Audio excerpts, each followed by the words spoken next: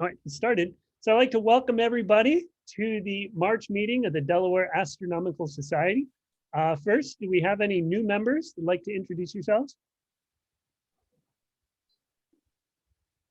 I don't think so. No new members? All right, great. So we have Actually, Rob, just a quick comment along those lines. We just heard, so this is pretty much the beginning of our new membership cycle. So technically at this point, anyone that has not renewed is now lapsed. But we have so this is always when the membership is at the lowest. At the end of the season is when we have the highest membership.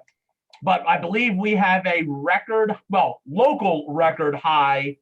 I believe it's about 109 members right now. And if I remember correctly, just 5 to 7 years ago, at the highest point in the season, we had like 60 to 70 members. So really, really incredible. And obviously, you know, the people that are on right now are a, you know, small subset of that, but just want to thank and appreciate each and every one of you as being one of those 109 people. The club's doing really strong, and we're able to do some good stuff, not only by the physical bodies and the great talents that they bring, but the financial contributions of the membership itself. So really, really awesome times for the DAS. So we should all be excited to be part of the organization. Yep, that's fantastic. That's really good to hear. Thank you, Jeff. So we do have also a new Zoom account, as I think you guys are aware, and it's been working very well for our different meetings that we've been having. We've had our board meetings for 2 months in a row right now before the main meeting, and it's worked out just fine. We managed to get everything done. We were in a breakout room so that people could socialize before the meeting. It worked real well. So we had no issues.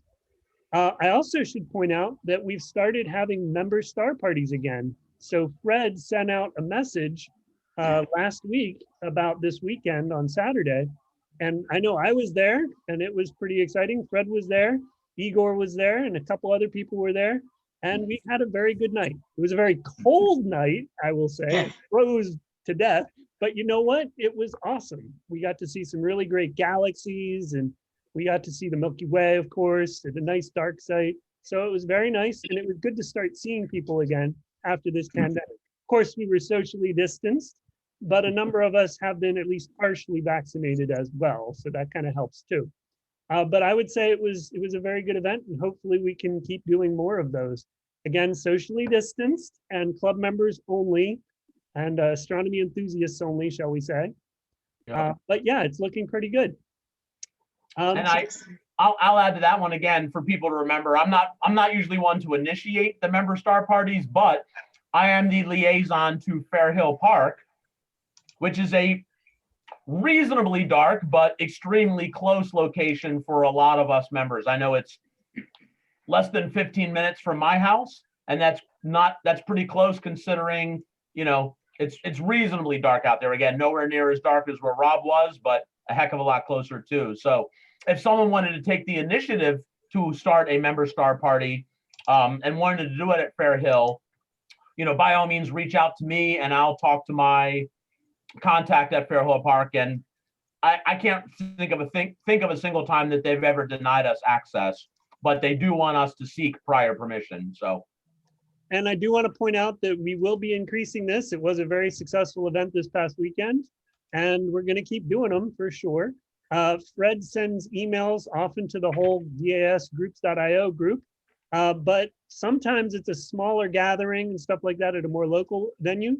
So if you're really interested in dark sky observing and you really want to go, contact Fred and he can put you on a list, like a short list of people that he says, I'm going out tonight, let's go.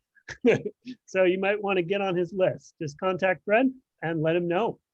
In other news, we have all of our loaner scopes back. They're all back downstairs in the building in the observatory, and we're currently working on kitting them out with eyepieces. We're going to order some brand new cases, and they're going to be ready to go and much better for you guys to borrow and use. So that can be really cool. All three of them were out very recently, so they were getting used very well. It's just the cases and eyepiece kits were not very well suited to the scopes. And I think this will be a little better. It'll be a much nicer setup. So in other news, we have an election coming up. Sydney, you want to talk about that? Yes. Yeah. Thank you so much, Rob. And yeah, let me just mention it's that time of year. You know that in every odd number of years, the club, the Lower Astronomical Society, we have our board members at large, and it's that time of year where we're going to have an election. But of course, before we have an election, we need to have we need to nominate people. So if you are a club member of good standing, you can nominate yourself. Just send an email over to sidastronomy@yahoo.com. I can probably chat it later. And if you know somebody or anyone who would like to run for board member at large, and you feel that they can contribute their time, you want to contribute your time, your ideas for the betterment of the club, please, we're open to nominations until April. So just send me an email, sidastronomy@yahoo.com. Thank you very much. That's all. Thanks, Rob. Yeah, thank you very much, Sydney. We appreciate you doing this every year. You do a great job. So just note that the last time you can nominate yourself or be nominated for it is at the next meeting. So the next monthly meeting, 1 month away. So make sure you check that out in the meeting. All right, and I think that's everything. Did I miss any announcements? Just real quickly, Yeah. the APSIG meeting will be Saturday at 1 p.m. on Zoom. Very good. Any other announcements? All right, Jeff, we are ready for the main event. All right, thank you, Rob. So yeah, this month we are once again honored to have a great talk by our NASA ambassador, John Conrad. We're going to use this usual protocol. We will put everybody on mute. I'm sorry, let me correct that. Everybody but John on mute. Otherwise, it's a really interesting meeting. We encourage people that have questions to post the questions in the chat function. And Rob and I will be monitoring the chat and try to find some more natural breaks to interject the questions to John. Once John's talk is over, we can then allow people to go off mute and ask questions and have a little bit more informal back and forth. But again, to keep the flow of the conversation, we'll ask that everybody remain muted and use the chat function. An interesting function that I never thought of is by using the chat. I would say in the past, about 50% of the questions end up getting answered by other club members, which is actually kind of cool. So there's another advantage of using the chat function. But again, Rob and I will be monitoring it. And if the questions do not seem to be getting answered, we'll find an appropriate moment to break in and ask John if that sounds good. John, final question. As Rob mentioned, we are posting these videos to our YouTube channel. Would you have any objection to this meeting being included in that set? No, I'd be delighted. Awesome. My kids have been getting a chance to see me talk, and Awesome. it's they don't actually laugh all the time. So Cool. Cool. Awesome. Appreciate that, John, as anyway, always. I don't mind at all. Awesome. So again, yeah, this month we welcome back John Conrad, and this month he is going to be giving us a presentation on oh my God, my infrared telescopes. All right, just a second, because I have to mute everybody and then we can unmute John so that new people are muted. Yeah.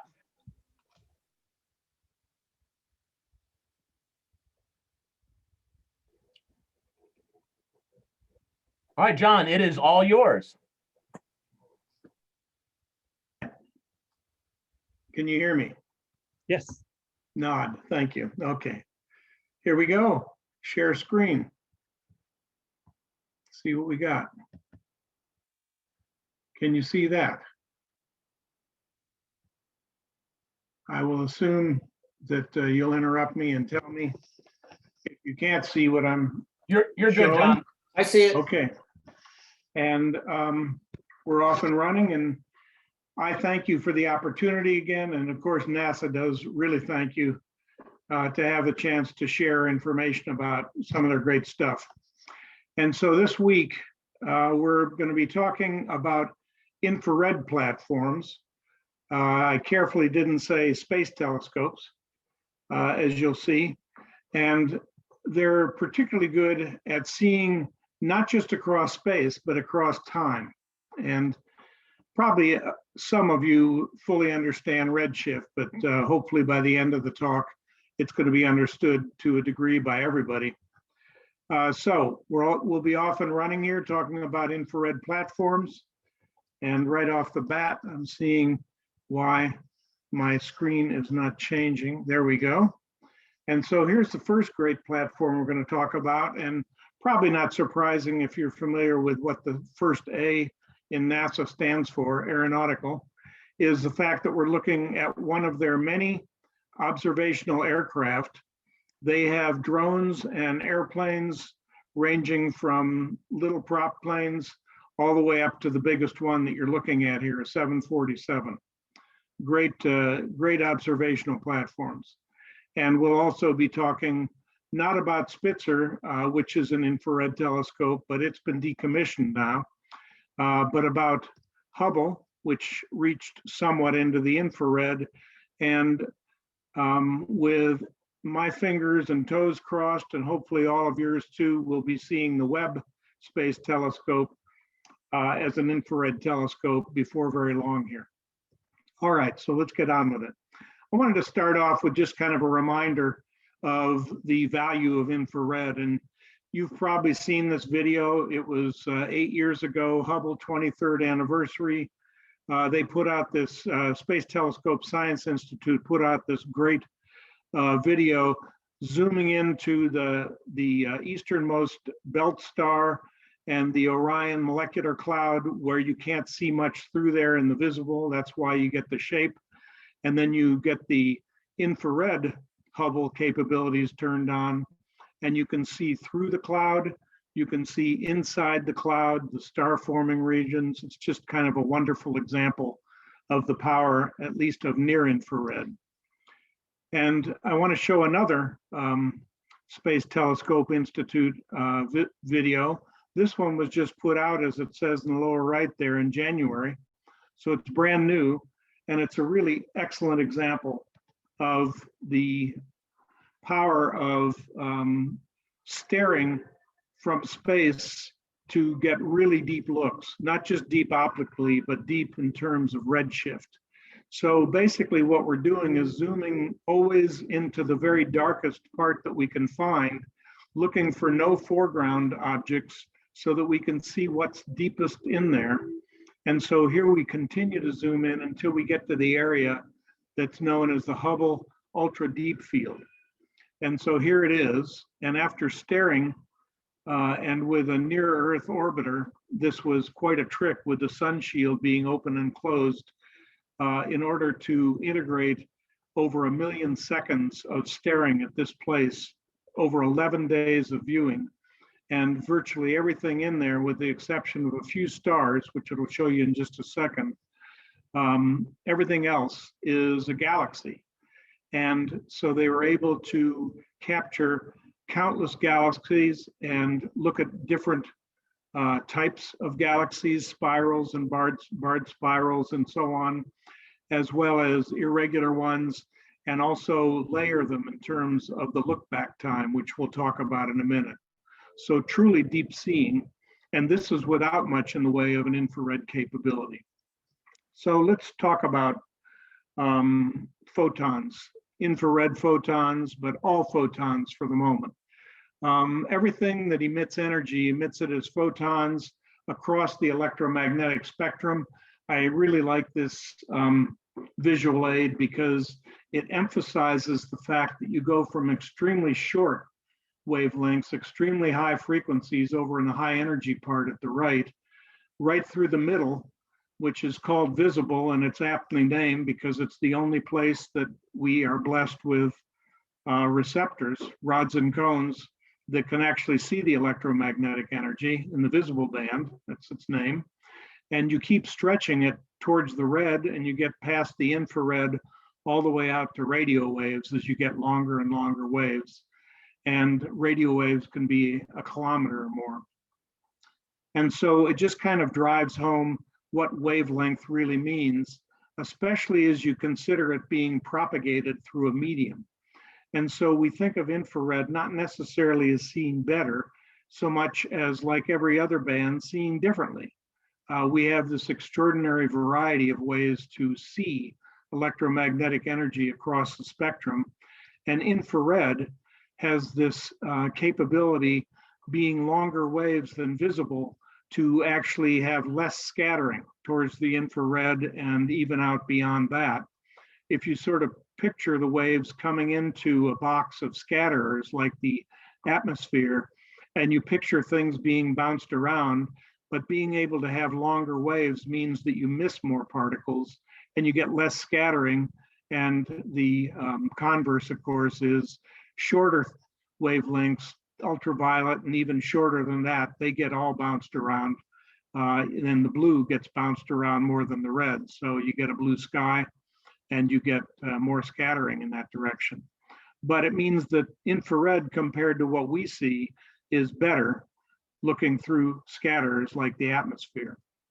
And so here is another NASA image illustrating this, looking down from space with all the energy hitting the top of the atmosphere and coming vertically down towards the Earth. And they switched the direction, so you got the shorter waves on the left and the longer waves on the right. But you see right in the middle there is the zone that works well for us Earthlings on the surface, where we can see the visible. And the telescopes down here, even the ones up on mountains, can still see, but not very far, into the ultraviolet a little bit and into the infrared. And so there's an example of a high telescope able to see some, but if you want to see very far into the infrared, you have to go up to some altitude in order to have the energy reach down to where you are and not be extincted. And then further out, you have energy that gets all the way down to the surface in the radio area and the millimeter wave and so on. So some of the special capabilities of observing in the infrared were just illustrated by the Horsehead video. For example, you can see quite a bit better, not just through the dust clouds, but into the dust clouds. And in addition to that, as you saw, you can see in the dust clouds objects that are quite a bit cooler than stars, because they're collapsing gas fields that are starting to collapse down and create protoplanetary systems, if you will, as they compact and get hotter. But in their cooler state, you get to see these protoplanetary disks before they actually have a star at their center. And so we're looking forward to seeing more of that with better infrared viewing. And finally, not well advertised, I don't think, is the fact that the strong signatures of some life-related molecules exist in the infrared, and it's easier to nail them with that particular part of the spectrum. And then in addition to the infrared, I wanted to note the features of the mobile observatory like an aircraft. And you folks are familiar with timing occultations of distant objects with disks passing in front of them like the moon and the planets. And you have that wonderful feature of a controlled observatory that can be put wherever you want it, and have a computer controlled flight path that you can get beautiful occultation observations. We'll see an example of that shortly. So let's look at SOFIA, this wonderful infrared platform. As you see, it was designed and named to cover that part of the spectrum. You see the 747 there with the telescope looking out the side behind the wings. It's about the same as the Hubble primary, the 100-inch. The aircraft, not surprising, is based along with a lot of other NASA flying platforms at NASA Armstrong in Southern California, out in the desert by Edwards Air Force Base. And so it used to be called Dryden, but with the Apollo anniversaries, it got renamed a couple years ago to NASA Armstrong, because Neil Armstrong and all of his cronies in the early days, all the astronauts had to be test pilots, and they all came through Edwards at some point. So it's an apt place to put his name. So that's where the aircraft is based. The operational crews, the project people and the engineers and so on are based in Northern California at Ames in the Bay Area. And you may be able to see on the tail of the 747 next to the NASA logo is another logo, which is DLR, which stands for the German Space Agency. And they are very much involved, 20% contributor since the beginning of the program. So significant partner in this. The first flight of this aircraft in this configuration was just over 10 years ago. We'll see an example, we'll see a good result that came from that. And typically, and this is really impressive to me, I mean, this is averaging 1 every 3 days. They have an all-night 8-hour science flight.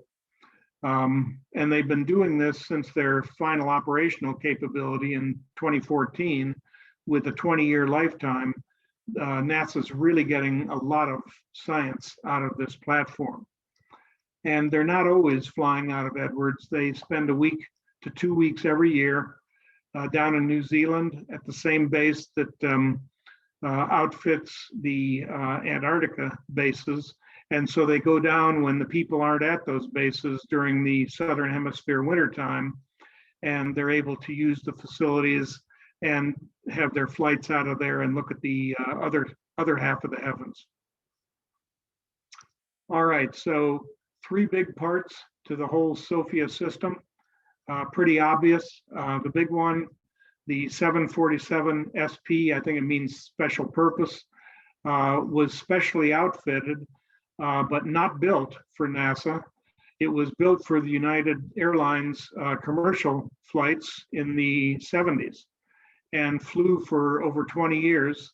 And then when it was being retired, NASA purchased it and re-outfitted it to fly at a normal commercial airliner altitude, 39,000 feet for these night missions.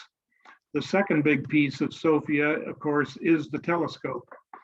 And any of you that lug telescopes around, like we all love to, think about your big Dob or something where you might need a pickup sometimes. Well, in this case, you've got basically a 37,000 pound reflecting telescope in a large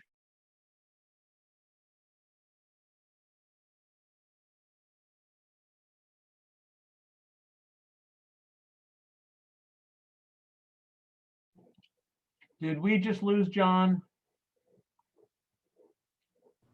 the Oh. interchange, yes, interruption. He's back. Hello, Yep, you're back now, John. You did freeze for a moment, but you're good. am I good now? Yes. Okay. I just talked about the telescope, and now we've moved on to the number 3 is the business end, where we get the value of the system with interchangeable science instruments, mostly in the infrared, as you'll see. So here it is in a cutaway from the front on the left to the aft on the right. And you can see that portion with the open door, or open door back here with an open cavity. There's no glass, no plastic, no nothing between the telescope and the sky.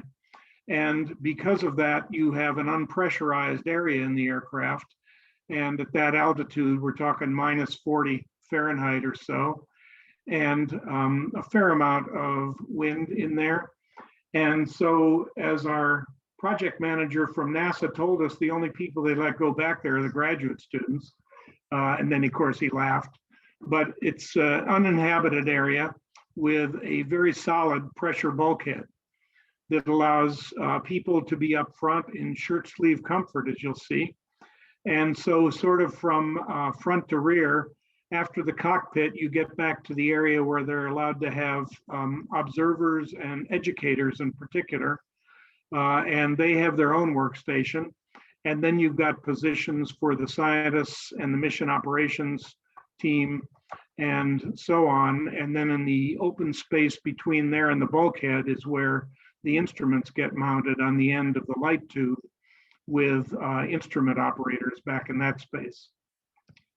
And so when I put this video into motion here, what you're going to see is an early test flight before they actually had started their science flights to test out the door opening and closing.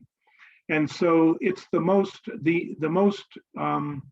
visible change that they made to the aircraft on the outside is this cylindrical ad that they put behind the wings that holds the mechanism and the door, and you'll see how that works in just a second. So there it is, and you see that bulbous section that was carefully designed so that the front part is like a ramp that takes the turbulent flow across the fuselage and makes it more laminar across the opening. And it's hard to see, but the project manager said on the way to the test, they stopped by Target and bought a couple balls of twine and some masking tape and cut the twine to lengths and taped it all around the door there. You can almost make it out if your monitor's good. And they used that with a chase aircraft that was taking these pictures to verify that the flow was what they wanted.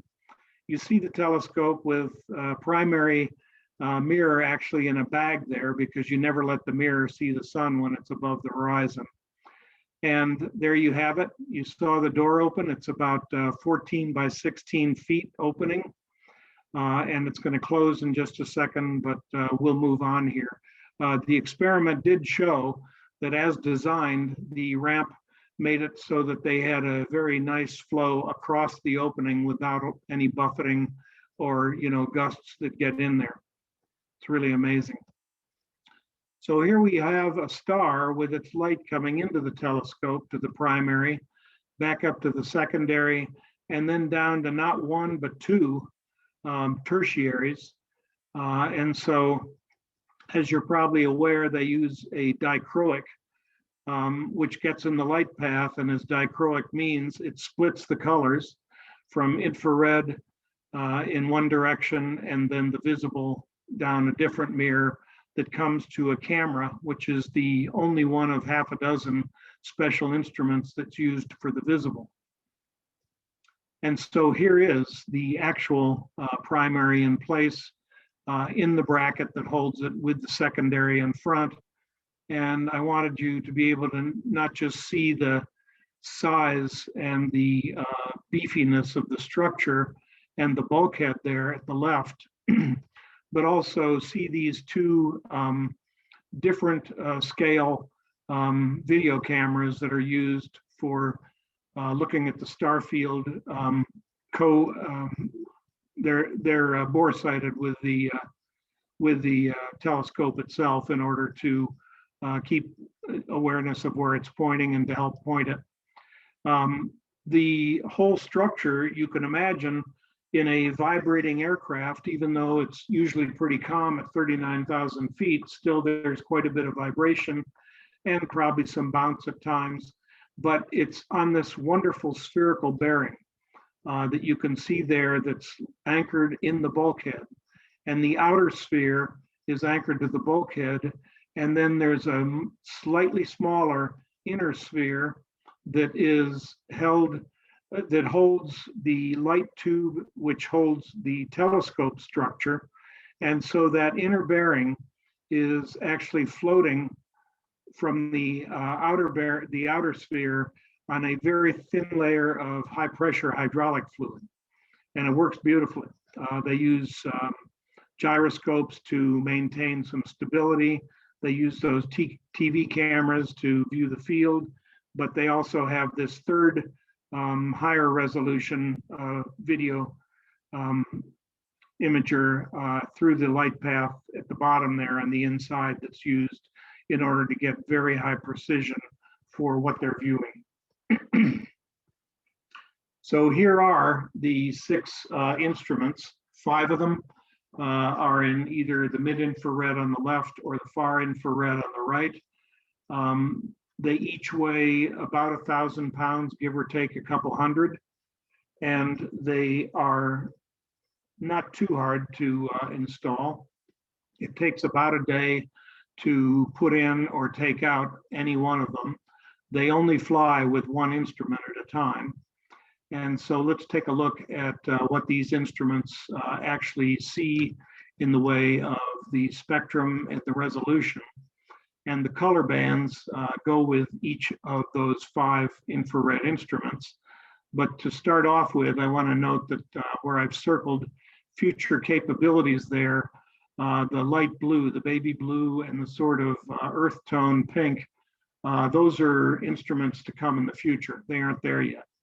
But we've got X's and forecast as the mid-infrared instruments on the left there, as you see, and you can see the wavelength bands labeled at the bottom. And then we have what I like to call the sweet spot, because it isn't just that they have it nicely covered, this 30 to 300 micron far infrared band, nicely covered by 3 different instruments. Great at the top, Fifi and Hawk C, or Hawk Plus. And it's not just the sweet spot because it's good that they cover it well there, but it's sweet because there isn't any other telescope with this resolution that's in this particular position to be able to not have the atmosphere block the view at this point. So it's the best we have. And this picture kind of highlights that fact. You take that same sweet spot and you look at the transparency at Mauna Kea there, and at about 1/3 the altitude of Sophia, the flying platform at the bottom, and the baby blue or the light blue color means it's opaque. And so Mauna Kea, you know, even a high observatory doesn't get anything really in that part of the far infrared, whereas you get about 80% transmission there at altitude with Sophia. And here's a picture of an operation underway. They typically will have 20 to 25 or a few more people. A number of them in the educator and observer area, like the people with their back to us or the guy taking the picture. You see the guy in his shirt sleeves operating the instrument back there, so you can tell how comfortable it is. And you see the mission operators kind of in the center, and the experiment operators and so on with the other screens. But I don't know about you, but I would love to get a flight on one of these, spend the night on this. Looks great. And that's the forecast instrument that you see there with the light blue as the inner side of that spherical bearing, and the red and beige in the center of it there is the Sophia instrument mounted there. All right, so let's look at some results they've gotten from this. On the very first mission in December of 2010, just over 10 years ago, they took a look to study Jupiter in the infrared. This particular image may have come from Hubble, but I use it to illustrate that in the visible, with good spectroscopic techniques, they have been able to analyze the different parts of Jupiter and find that the brown band that we're all familiar with there is upwelling organic material. And looking at that same area, again, in their first mission with multispectral across the mid-infrared there with the forecast instrument, they were able to observe that that exact band is the place where most of the inner heat from the lower atmosphere of Jupiter is escaping. And it had been an earlier NASA aircraft infrared flight, I think an Learjet actually some years earlier, that actually studied both Jupiter and Saturn from a thermal emission point of view, and came up with a finding that they have a net energy outflow from each of the two gas giants. And so here on Jupiter, you see the indication of where most of that heat is coming out. And so through the two different bands, looking at exactly the same place on the planet, we're getting two very interesting complementary results. Again, as I said, when you can plan your timing and your flight path and have the computer take over and fly the aircraft, which is the way that they get their azimuth pointing, as you can imagine, they were able to pick a time for an occultation of planet Pluto. And you folks are familiar, I'm sure, with the fact that as you come into it with time going from left to right, you have whatever the star is and the occulting disk, in this case Pluto, and their combined energy. And then as the star goes behind the disk, you of course drop down to just the energy emitted by the occulting disk, and then back up over on the right. And in the case of being able to get the star directly behind and have some kind of an atmosphere to transmit the light from behind around, you can get a nice flash in the center, which they did. They got the alignment within tens of kilometers, they figured out. And so all of this light that came around through Pluto's atmosphere gave this nice peak right in the center of the passage. And the interesting thing was they had done the same thing in 2011, and they were able to compare the two and find that the peak was significantly different, and come to an initial conclusion that probably indicated active processes on Pluto that were changing the nature of the atmosphere over time. And this was found about 3 weeks before New Horizons went by and confirmed exactly what they had thought was suggested by these two different peaks, that there's quite a bit of geologic activity, cryovolcanoes and flows, and so on Pluto. And so it was quite a good scoop for the Airborne Observatory. The next image here is one of our favorite objects, is one of these wonderful planetary nebula, where in the late stages of life, a star is puffing off, exploding off layers of material and radiation into space, stretched over millions of years at high velocities, and creating these wonderful concentric and oddly intersecting shells, these planetary nebula. And in the case of this particular one, they had a lead to believing that they might find a particular molecule. And the molecule they were looking for, and I'm talking probably to some chemists here, so forgive me if I come across every bit as ignorant as I am, but here's a picture of an artist concept of the chemistry of the molecule we're looking at there. And so you see the red molecule, as you can imagine, with 2 and 2 protons and neutrons in the nucleus. We got helium there, and we have it as a molecule with a hydrogen. And helium's not supposed to form molecules. And yet it had been theorized that there were conditions of temperature and pressure that would create this, and in fact would have created it early in the birth of the universe, before even hydrogen created H2 molecules. So the very first of creation's molecules, helium hydride, has been found fairly nearby in the envelope around this planetary nebula. And they were able to do such an accurate spectrum of it here, that they could make sure that they nailed it, and that it was quite different than others that were fairly close, like carbon monoxide. So that was quite a finding. That's a pretty recent finding. It was published in 2019, I think. Doesn't mean these are the first. It just means these are indicative of the ones that were first. And so the final one here is the one I probably like the best. Looking towards the center of our good old Milky Way galaxy, this is what we get to see with Hubble. The near IR does give us, as we saw with the Horsehead there, the ability to see through a lot of the dust and gas, but still when there's a clump of stars, that's what you see. And so at the shorter wavelengths, this is the best that you can do with Hubble. Whereas with the SOFIA in the mid-infrared, they were actually able to image this torus, rotating gaseous material about the central black hole of the Milky Way galaxy, with a star being swallowed there into the center of it. I just think that's an amazing picture.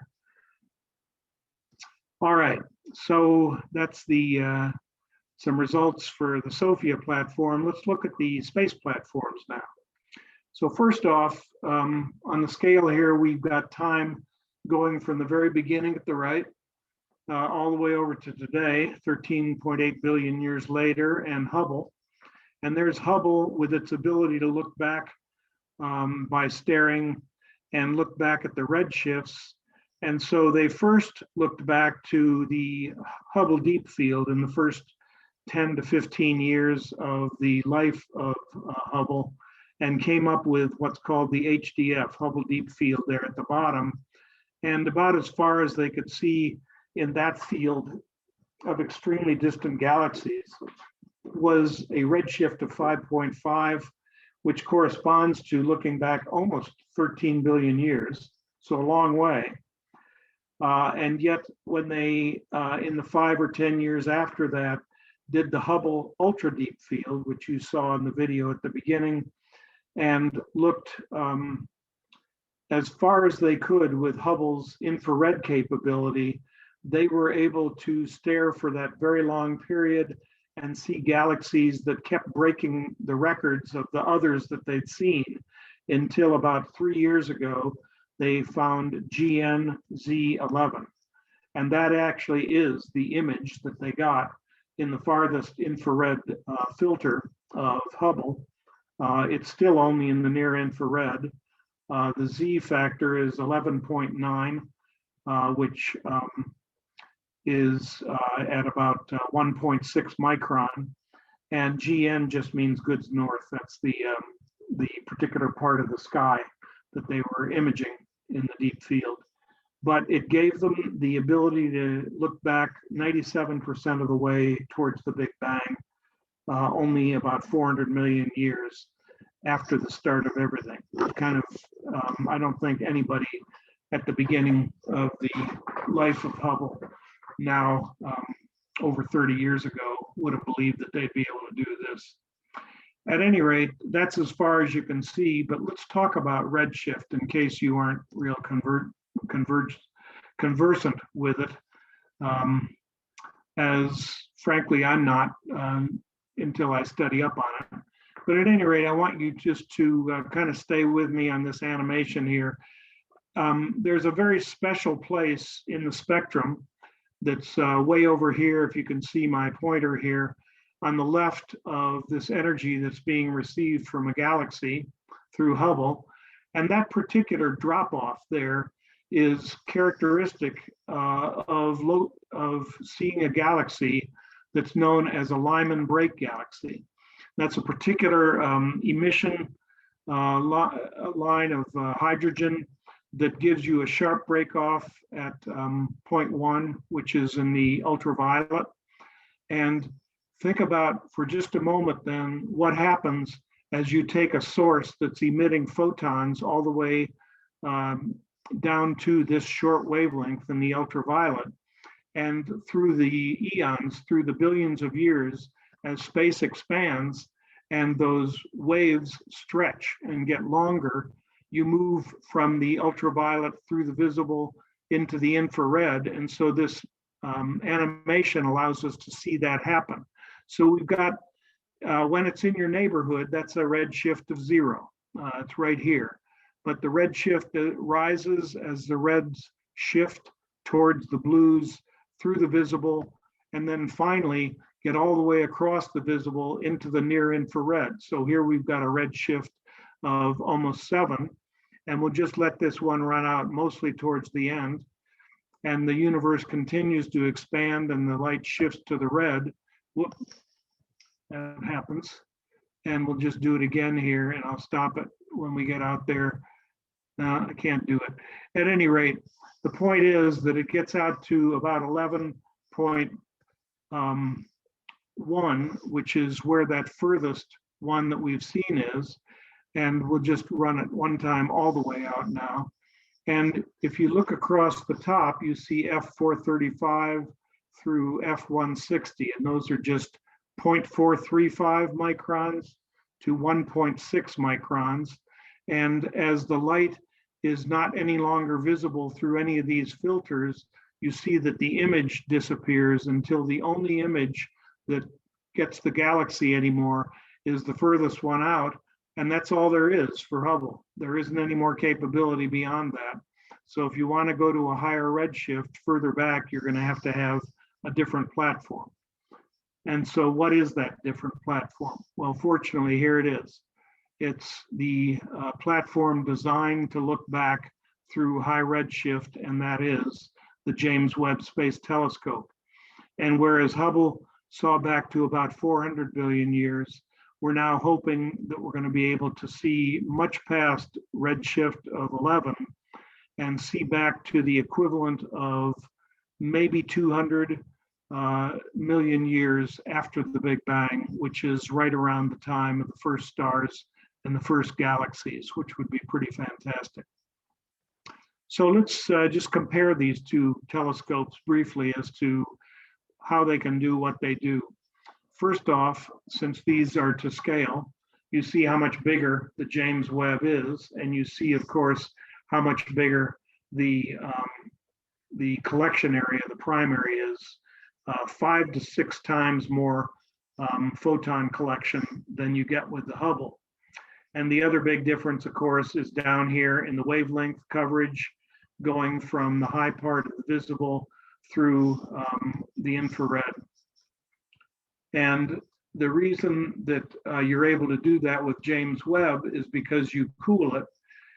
In the case of the Hubble, going around the Earth with its sun shield opening and closing, they kept it at comfortable room temperature, which was just fine for the wavelengths that they were looking at.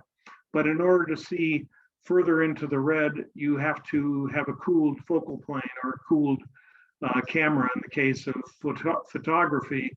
And so we're planning to use these sun shields, layers of mylar sun shields on the James Webb to block the sun all the time and allow it to cool down to 40 Kelvin, almost 400 degrees Fahrenheit cooler than the Hubble, and able to give you the sensitivity that you need to have to get into the further infrared.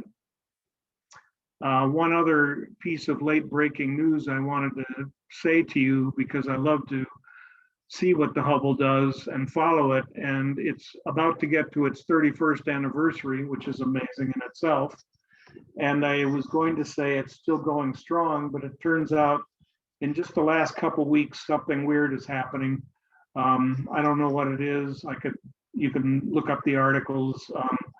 The sun shield has been opening and closing in an irregular way.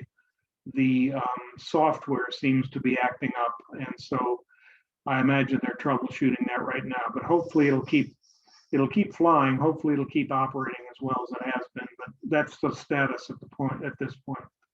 All right, so there is the James Webb for real in a clean room with the primary, all 18 segments fully opened there. I like to get one with people in the picture so you get a scale of just how giant this thing is.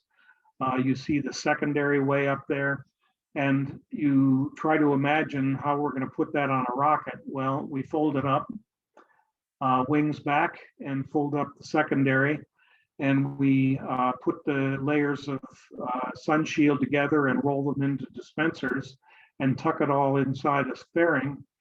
And so we'll get a look at that rocket in just a second. Here's for you guys that like telescope information, the facts about the primary mirror. 18 segments, each identical, and I think they're amazing. Actually, to think that you have a 50-inch mirror, basically, that only weighs 80 pounds, it's made out of beryllium, which was picked partly because it doesn't have any expansion or contraction in the thermal range of operation, 0 to 100. And it's coated with the best possible infrared reflector for the chosen parts of the spectrum. And then finally, its shape is a parabola, and that's sort of the macro shape, but they have to get the perfect shape to it. And they're very sensitive, as you, especially the older hands are aware, is something that they failed greatly in the first round of Hubble. And it took them a few years to correct it, but they got it perfect eventually.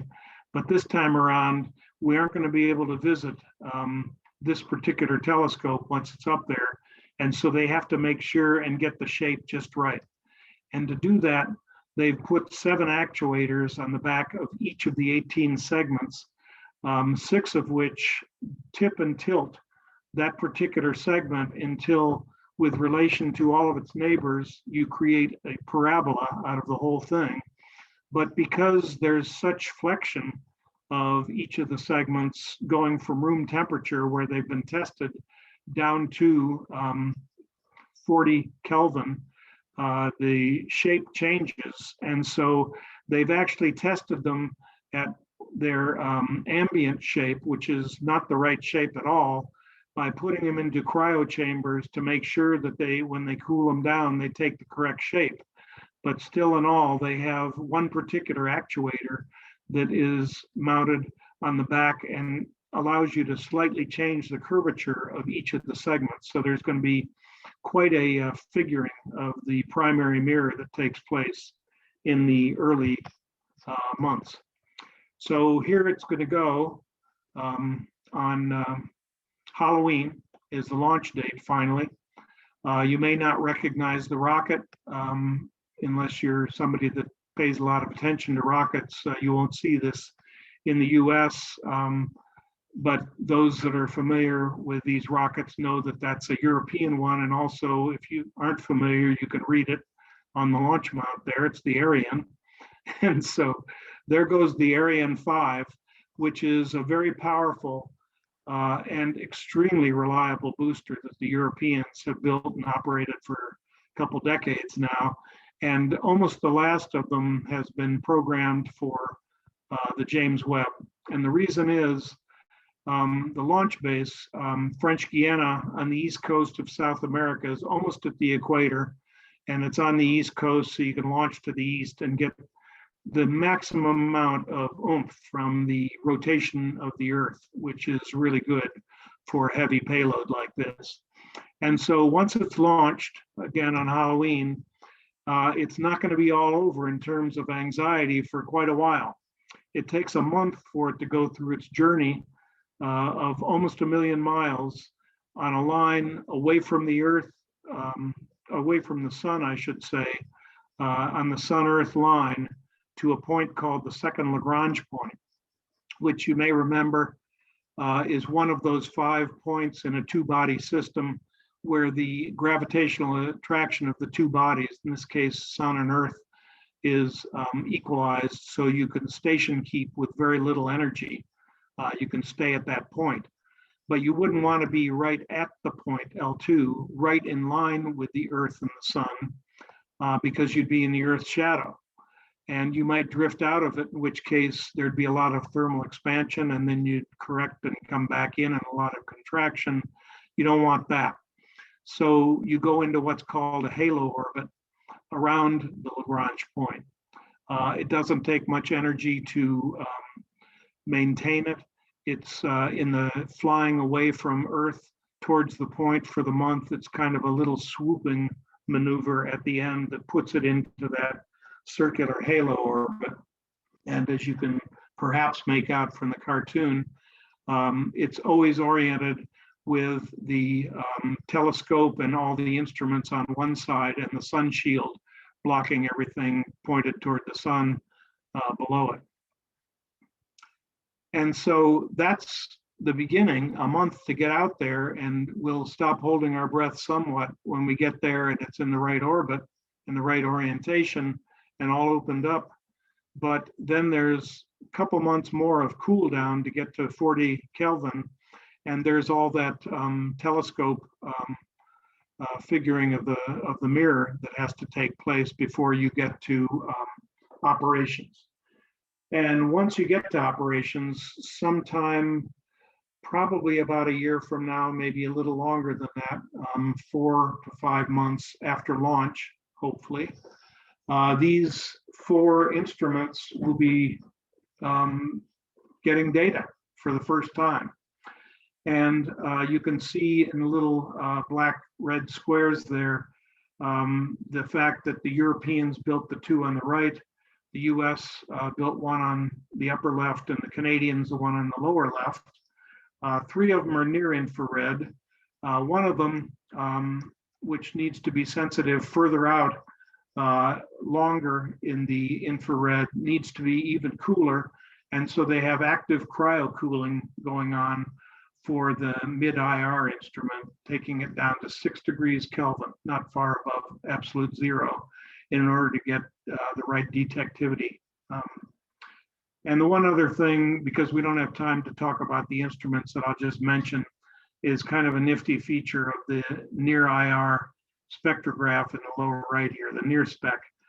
They have something called a micro shutter array that's actually been used already in space, I believe, that the Europeans have built. And it's a metal array of very tiny doors, 62,000 of them, that open and close on command. They're addressable, obviously, and command open and close, very small, as in 100 by 200 micron size, so that you can let in a starlight's size of energy, and you can pre-program while you stare at a field and get up to 100 individual stellar spectra using this addressable array. All right, so the science for JWST, which has been now in development for 20 years. And they've settled on this probably some time ago when they got the best and brightest ideas from the scientists around the world of what they could do in this part of the spectrum. And so one of the things won't surprise you, since we've been talking about redshift, is they're looking forward to trying to see as far back as they possibly can, perhaps to the very first light, as in the first stars actually lighting up in the universe.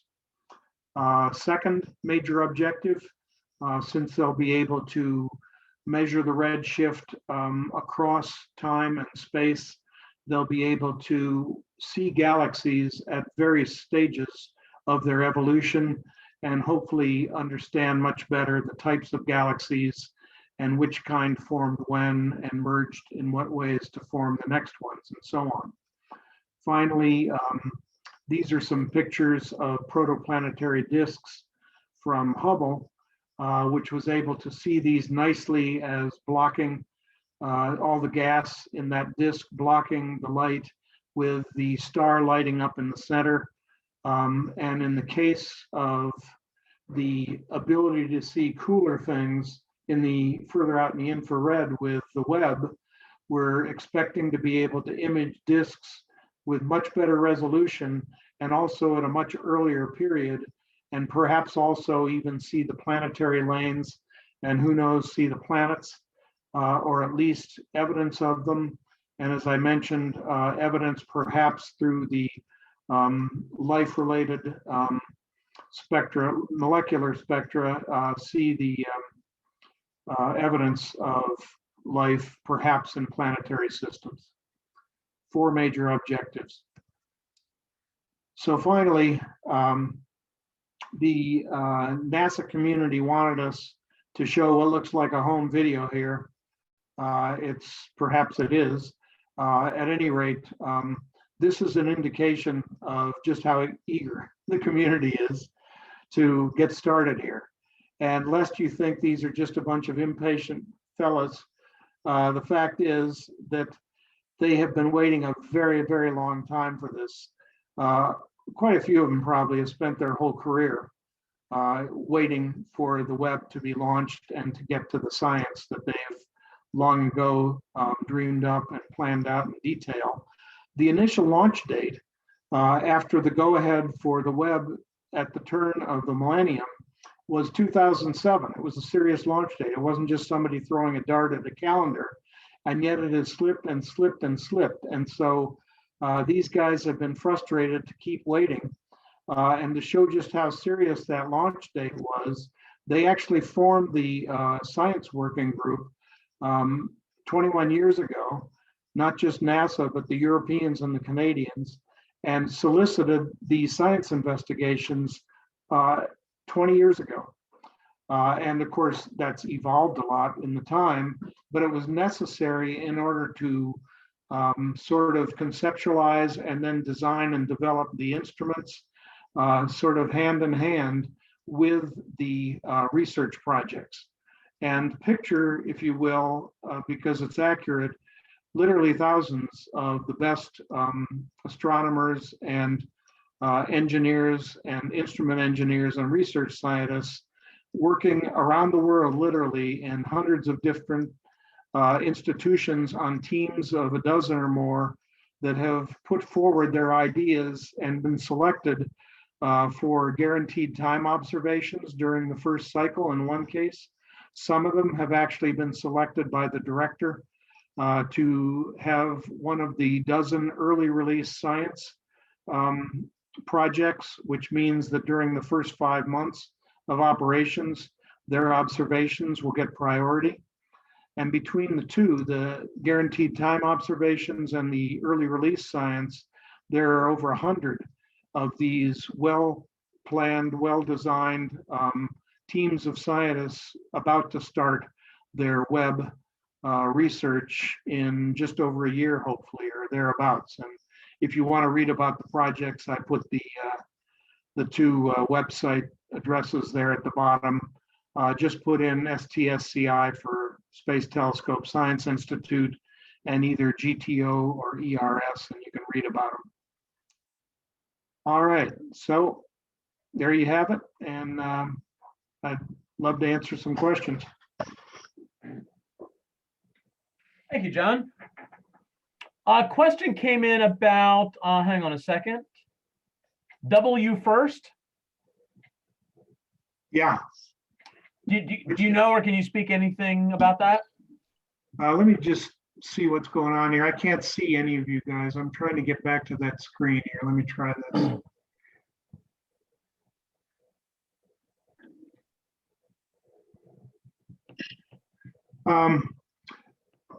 Okay, there we go. The W first wide field infrared space telescope has been renamed, and I'm trying to remember the name, and shame on me. It's a woman astronomer that they've named it after now. I'll look it up, and it's easy to find, but it's still called W first by some of us that have paid attention for a while. Dorothea Klumpke Roberts, by any chance? What is it? Dorothea Klumpke Roberts, by any chance? I don't think so. No, I don't think so. At any rate, it is. It's on track. I will say without comment, except to say what happened, which is the Trump budget request tried to kill it every year.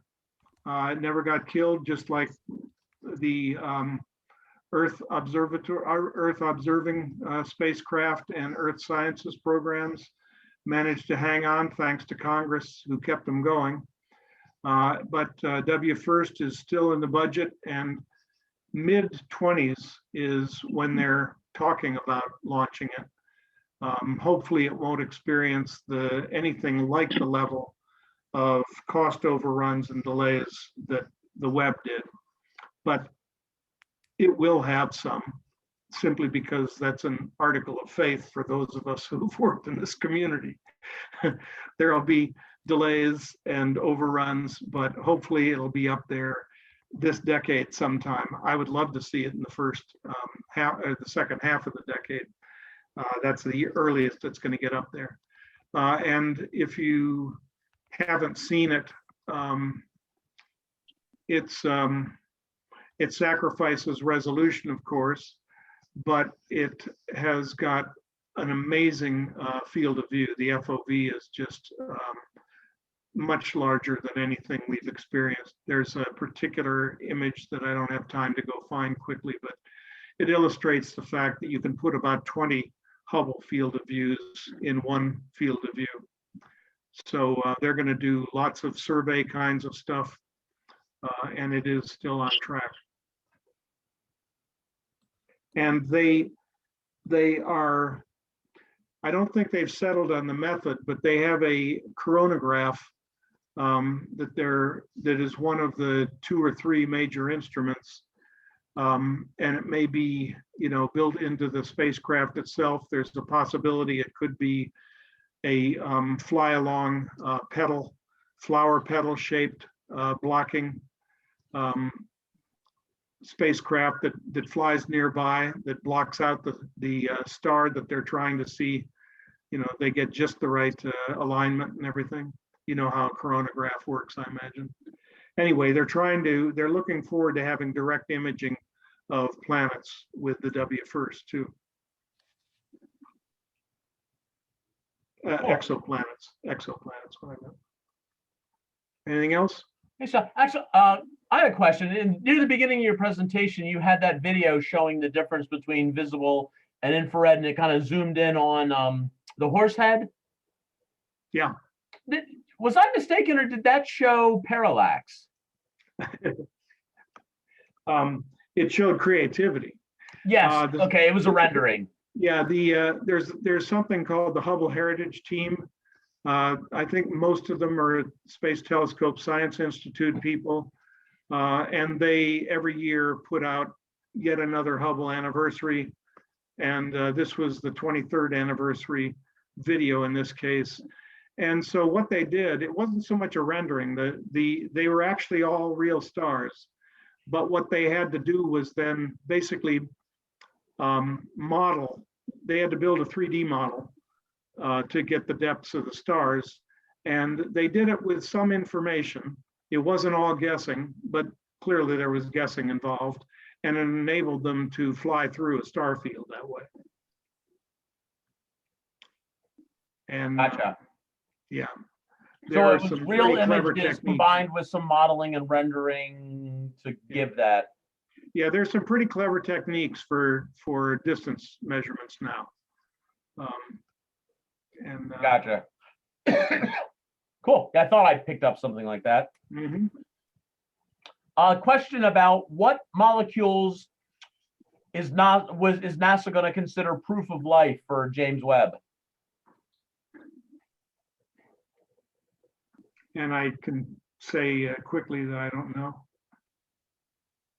Astrobiotics is not anything close to my field. Gotcha. I know that they're very excited about the Perseverance ability to go digging around for microbes in certain characteristic geologic structures there nearby in the river delta.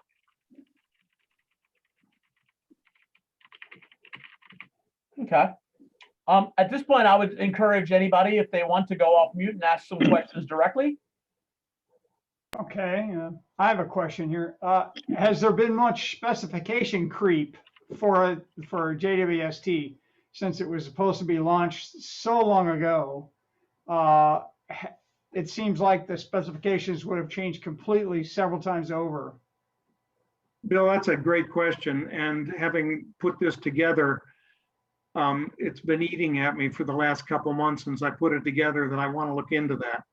Because not only do engineers and scientists like to change the specs as technology moves forward, but the whole field of cosmology has changed since the mid-90s when this was dreamed up.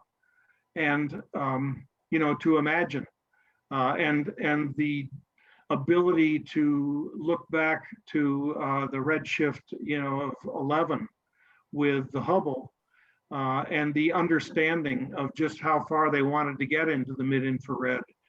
That's been well understood, but the if you will, the detailing out of the cosmology moving forward from the Big Bang through that first 500 million years is completely different than it was probably in 2005, and so the people that came up with the research ideas probably couldn't dream of even what they were possibly going to be able to look for back 200 million years after the Big Bang. So I imagine they've rewritten a lot of these things at some point, and this is what I want to look into as an engineer, is when they actually froze the design of those 4 instruments and how tied they were to what communities of science and their research objectives. I'm sure that's, you can figure that out, but I haven't had time to do it. Mhm. And how much do you think that specification creep contributed to the extended launch dates? Has that been a big problem? I don't know, and I shouldn't guess. The prime contractor is a competitor. I came up through GE Aerospace, and then Martin, and then Lockheed Martin. And so TRW was somebody that I sent out proposals against, but so, and it's no longer TRW, and most people haven't even heard of them anymore, but that's who it was that became Northrop Grumman, who are the ones that have gotten, let's just say, a fair amount of rocks thrown at them through the last decade or so. Okay, thanks. So I did badmouth them anyway, didn't I? So, Right. Turnabout is fair play. They won the contract.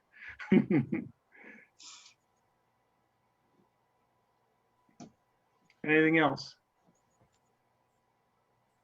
And I think it was in the chat, but bear with me just 1 second. The W first is the Nancy Grace Roman. There it is. Yeah, the Roman telescope, they're calling it now. Just like this will be called the Webb. The Hubble, the Webb, the Roman, the Spitzer, the Chandra. Yep. They're amazing instruments, all of them. I'm really looking forward to it. I have to say, they've got to get this Webb off. What it's going to do to the field of cosmology, again, is going to be quite interesting over the next 10, 15 years. And the fact that it's 1 million miles away almost, and they don't have any servicing capability, where the Hubble, from the time they fixed it in 93 to 2011, when the, after which the shuttle couldn't visit it anymore, in those, 18 years, they had 7 visits. They completely changed out all the instruments at least once. You can do a lot of software updating, but by not being able to go service it, all that stuff that has to go right, let's just hope all the stars literally align over the next year here, and Yeah. it'll be great if it does. A couple years back, gosh, I'd have to check my memory on this one. God, oh my gosh, maybe more like 6 to 7 years ago, we had I think it was the chief engineer for the Webb project come and give us a talk. And he definitely was talking about the sleepless anxiety nights over, coming to launch this thing and hoping it all goes well. It was Mike Mendel, Jeff. Thank you. That's great. Is he a local? I think he's out of Goddard, if I'm not mistaken. Okay. Yeah, he lived down that way. Remember, we had to put him up in a hotel. Yeah.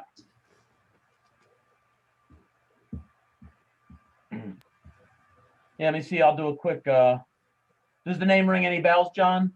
No, I worked for Goddard as a contractor for years, but never in NASA there. And I don't know his name. And I regularly look through Aviation Week and Space Technology at all the people. And of course, they're all way too young to have those jobs. And I don't recognize anybody anymore. I don't even recognize half the companies. Yeah. And one other question, I noticed there was mention of cryogenic cooling. So that, Yeah. that means there's going to be gases that are basically going to be released, right? Yes, So how long a life does the JWST have? I mean, obviously it's not going to get serviced, so I don't know. it's okay. Yeah. I mean, every major NASA spacecraft, at least for the 40 years that I've been involved, has had a design life, for the contractor that's been, in most cases, not just exceeded, but pretty far exceeded. So I don't know what the design life is for this. I mean, I really am nervous about the fact that it's so far away and we can't service it.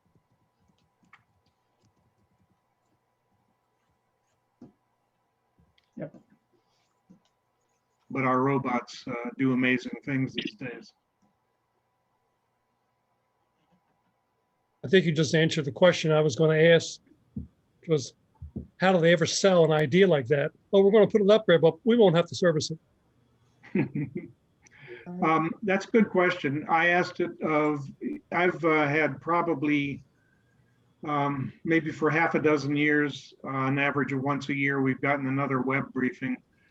And at the first one that I went to, I asked the guy about servicing. And his answer was, we have no plans for that. He wasn't brusque, but he didn't want to really, speculate or anything. And then about 2 years ago in one of their briefings, somebody asked a similar question, and they said they'd actually, they were considering what kind of vehicle could be stationed. Perhaps it was talking about the lunar gateway, I think they call it. At any rate, it showed that they'd clearly been trying to think up ways to have some kind of a plan B, other than just, no, we don't plan for that. Yeah. Because, I'm just a guy. I can't imagine how many senior officials have gone in and out of NASA and asked that question and been a little surprised at the answer.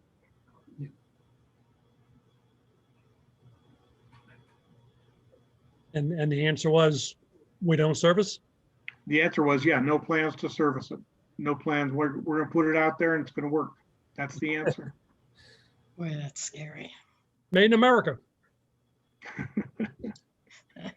Yeah, but if you consider the fact that the Chandra, the Spitzer, the GROW, the Gamma Ray Observatory, European observatories, there have been a lot of them that have flown. Now they've all been in low Earth orbit, but they haven't been visited. They've just gone up there and worked, or they've taken them as well as they, as far as they could go with the way they worked. Who are the people that get to be observers on Sophia?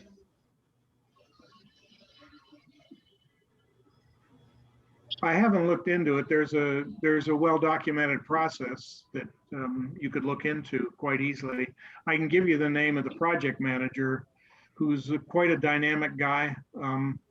He's been around for quite a long time, and he loves to answer questions and tell you about the educator program and things like that. So I can send the name to Jeff if you want me to, and he can pass that on if you're interested. I'm gonna get a ride. Field trip. They actually have, I'm a solar system ambassador for JPL. They actually have Sophia ambassadors. And I think some people are both, but I've never talked to one that's a Sophia ambassador. So they've got a few that fly with them.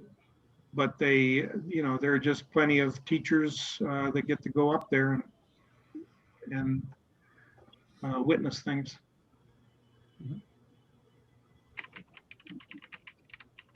Well, thank you very much for coming, John. You did an outstanding job. We appreciate every time you come. Appreciate the opportunity, guys. Thank you. Thank you. Hope Yeah. to see you again before long.